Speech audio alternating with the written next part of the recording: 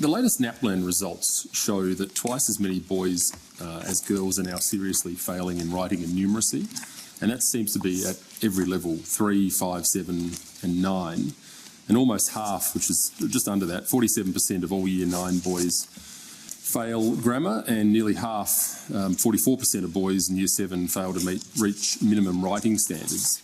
And I think, according to ACARA, boys are 10% less, 10.2% less likely than girls to complete Year 12. The data seems to show that girls are streaking ahead of boys in almost every subject in their final year exam results too. So there's clearly a crisis in boys' education.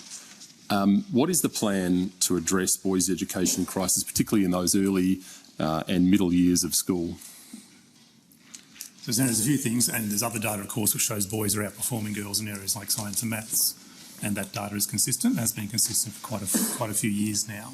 If you look at also some of the other data in terms of proportion of males and females who are fully engaged in education, it's about the same. So it's 86.3% We're talking for males, specifically about writing and 86.6% by females.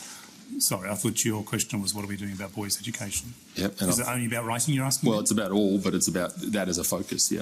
Yeah, I'm just clarifying that the data would show that while I accept absolutely the concern that you've raised, I'm also showing that there is data that would indicate that boys are actually performing better than girls in other domains as well.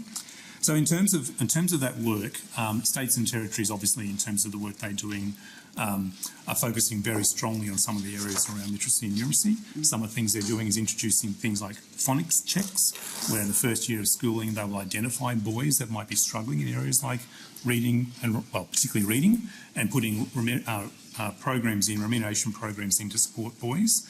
The additional funding, the $16.5 billion that was put in, is actually very focused on small group work. And so if a small group of boys are identified as underperforming, schools will actually sit with those boys. Teachers will have additional support to sit with those young boys and assist them with the work that they're doing to improve their outcomes.